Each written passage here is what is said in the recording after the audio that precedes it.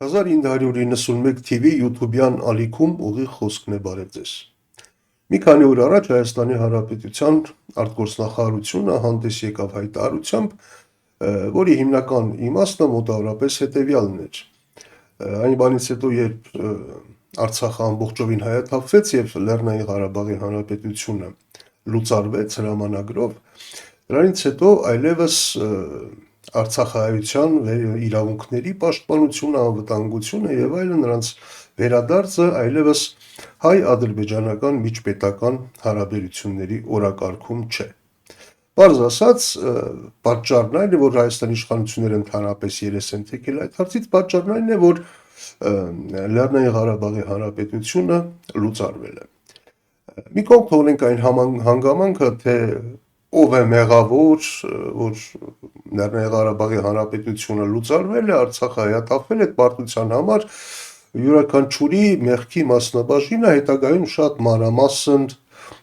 կպարզվի, վստահ եմ, այդ թվում նաև Արցախի այդ վերջին իշխանությունների մեղքի բաժինը, թեև ակնհայտ է, որ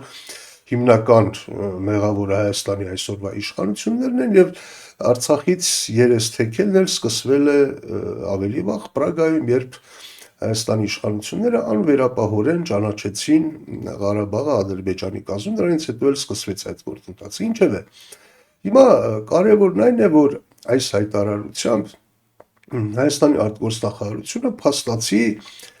կրկնում է այն, ինչ Ադրբեջանը ասում է վերջին տարիներին։ Նրանք ինչ են ասում, ասում են, որ Ղարաբաղը անունը մի տվեք, որտեղ Ղարաբաղ չկա, այդ թեման փակված է, հիմա Հայաստանի իշխանություններն էլ նույնն են ասում։ Ասում են, որ այդ հարցը օրակարգում չկա, որտեղ այնտեղ հայ չկա եւ Ղարաբաղի իշխանությունները բռնել իրենց ձեռքով լուծարել են Լեռնային Ղարաբաղի Հանրապետությունը։ Այսինքն տպավորություն է ստեղծում, որ եթե լուծարած չլինի, եթե դա չլիներ, Հայաստանի իշխանությունները օրակարգում էին պահելու, անընդհատ բարձրացնելու էին այդ հարցը, պնդելու էին, որ Ղարաբաղի հայերը լինեն այնտեղ անվտանգ, որում ինչ-որ միջազգային երաշխիքներով եւ Հայաստանը, ինչպես իրենք են ասում, հասցեագրելու էին այդ խնդիրները եւ այլ եւ այլ եւ այլ։ Բայց տեսեք, թե ինչ են ասում Հայաստանի իշխանությունները վերջին մի քանի տարիներին ընդհանրապես այդ հարցով։ Չէ՞ որ Հայաստանի իշխանությունները համարում են պաշտոնապես առաջին դեմքի մակարդակով համարում են, որ Ղարաբաղի գոյությունը թոք է եղել, պարան է եղել Հայաստանի ինքնիշխանության վզին փաթաթված։ Այդ մասին Նիկոլ Փաշինյանն է հայտարարել ընդ որում մի քանի անգամ։ Նա է հայտարարել, որ այդ 44-օրյա պատերազմը ընդհանրապես Ղարաբաղի մասին չէր, դա այն մասին էր, որ Հայաստանը ինքնիշխան պետություն չլինի։ Նա ասում էր, ընդհանրապես Ղարաբաղյան շարժումը այն մասին էր, որ Հայաստանը անկախ պետականություն չունենա։ Իր թիմակիցներից մեկը նույնիսկ հայտարարեց, որ Հայաստանի անկախության իրական օր պետք է համարել այն օրը, երբ Արցախը հայաթափվեց եւ լուծարվեց։ Այսինքն այդ տրամաբանությամբ ստացվում է, որ Լեռնային Ղարաբաղի ամբողջական հայաթափումը եւ լուծարումը շատ մեծ կարևոր դրական քայլ էր Հայաստանի իրական ինքնիշխանության ճանապարհին ներողություն, բայց այդ դեպքում դուք պիտի այդ Արցախի նախագահի անունը ինչ էր, որ ասում էր, չգիտեմ, կանգը ջարդեմ, Սամվել Շահրամանյանը, այդ դեպքում դուք Սամվել Շահրամանյանի ոչ թե պիտի մեղադրեք, այլ նրան ազգային հերոսի կոչում շնորհեք, որովհետև նա փաստորեն այս 30 տարիների ընթացքում ամենակարևոր քայլն է արել, որ Հայաստանը իրապես անկախ երկիր դառնա։ Նա լուծարել է Արցախի հանրապետությունը, այսինքն օգնել է, որ Հայաստանը դառնա լիարժեք ինքնիշխան երկիր։ Սա է չէ՞ ձեր տրամաբանությունը։ Բայց ինչու եք մեղադրում։ Այդպես չի լինում, երբ որ դու ասում ես այդ շատ դրական, կարևոր, լավ բան է եղել, հետո ասում ես դրա մեղավորը սա է։ Այդ դեպքում պիտի ասես ոչ թե դրա մեղավորը սա է, դրա շնորհիվ է դա տեղի ունեցել։ Իսկ ինչ են այդպես ասում, ինչ են մի կողմից ասում, որ շատ դրական բան էր, վերջապես ինքնիշխան երկիր են ու միաժամանակ փորձում են դրա մեղքը բարթել այս կամ այն մարդկանց ուժերի վրա։ Այդպես չի լինում։ Ինչ են այդ, որտեղ իրականում հոսելով չի։ Իշխանությունները գիտեն, որ ինչ իրական ինքնիշխանություն, ինչ վզին կապված թոք, իրականում իրենք ծանրագույն աղետ են բերել Հայաստանի գլխին, հայ ժողովրդի գլխին, Արցախի գլխին։ Եվ այն աղետները, որից հազարամյակներ շարունակ Արցախը խուսափել է փաստորեն, չգիտեմ, օղուզներից, օսմանցիներից, մոնղոլ թաթարներից, պարսիկներից, ակկոյուններ, լենգթեմուրներ, այդ բոլորի միջով անցել ու մնացել է հայկական, բայց Նիկոլ Փաշինյանի հեղափոխությանը չդիմացավ, ամբողջովին հայաթափվեց։ Եվ իշխանությունները հասկանում են, որ այս խարանի տակից սերնդեսերուն դուրս չեն գալու։ Դրա համար թեև ասում են, որ դա լավ բան էր, դա մեր իրական ինքնիշխանությունն էր, միաժամանակ փորձում են դրա մեղքը բարթել ուրիշների վրա։ Ընդ որում, երբ խոսում ենք, դե հասկանալի է, թե ինչու է արտգործնախարարությունը այդպիսի հայտարարություն անում։ Մինչև հիմա քիչ թե շատ նորմալ կարծես թե պետական կառույց էր, վատ աշխատող, բայց ամեն դեպքում փորձում էր իրեն փոքրինչ տարանջատել այս ներքաղաքական խնդիրներից, այդ արդարացումներից, բաներից, բայց փաստորեն այս հայտարարությամբ, ասենք, վերածվեց սովորական այդ ֆեյքերի պողակի կամ այլ ինչ որ քարոզչական բանի։ Խնդիրը միայն սա չի։ Հասկանալի է, դե հիմա արցախցիները ակտիվացել են, պահանջներ են ներկայացնում, այդ թվում քաղաքական կարող են ներքաղաքական գործոն դառնալ եւ ահա դրա համար դրանից խուսափելու համար արտգործնախարարությունը ահա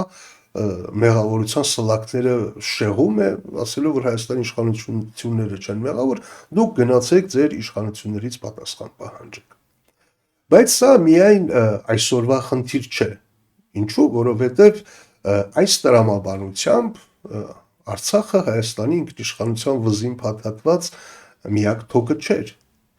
Վաղն էլ նույնը ասելու են Սյունիքի մասին, ոչ միայն այդ այսպես կոչված Զանգեզուրի միջանցքի մասին, այլ Սյունիքի մասին, որովհետև այդ տրամաբանությամբ դե հիմա Ադրբեջանը ընդհանց սպառնում է, որ ուժով կբացի այդ միջանցքը, ուժով կտիրանա Սյունիքին, Թուրքիան հայտարարում է, որ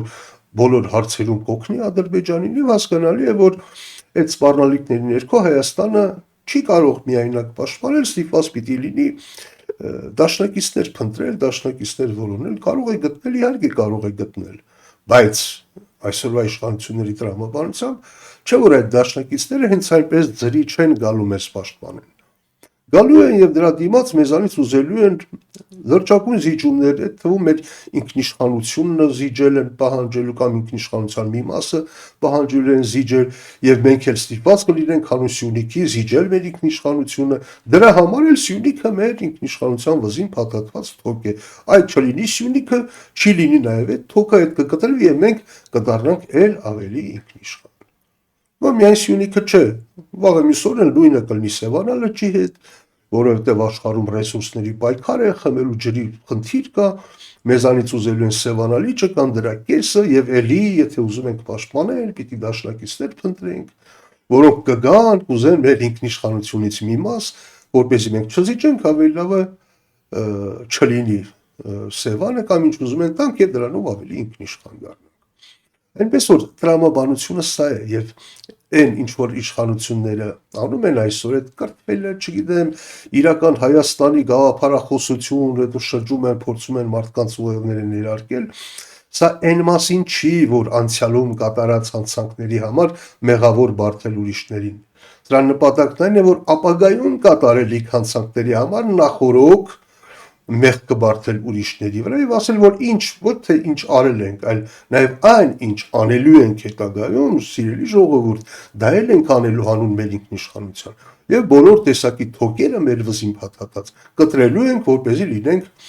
իսկապես ինքնիշխան։ Եթե մեզանից այլևս որևէ բան չուզեն, այսինքն մենք ինչ արժեքավոր բան ունենք, եթե վերցնեն, տանք ինքնակամ, դրանով մենք կդառնանք ավելի ինքնիշխան։ Ահա սա է այս իշխանությունների այս գաղափարախոսությունը վտանգավոր, որտեղ միտված է ապագային եւ ոչ միայն անցյալին։ Եվ կարծում եմ, որ հենց սրա համար էլ այսպիսի հայտարարությունները այդ գաղափարական այդ, չգիտեմ, կեղծ թեզերը պիտի անպատասխան չթողնել,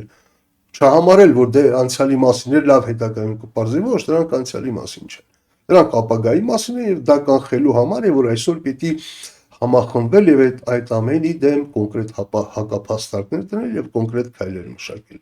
Կարծում եմ այսօրին ամենակարևորը սա է, այսօր այսքանը կհանդիպենք։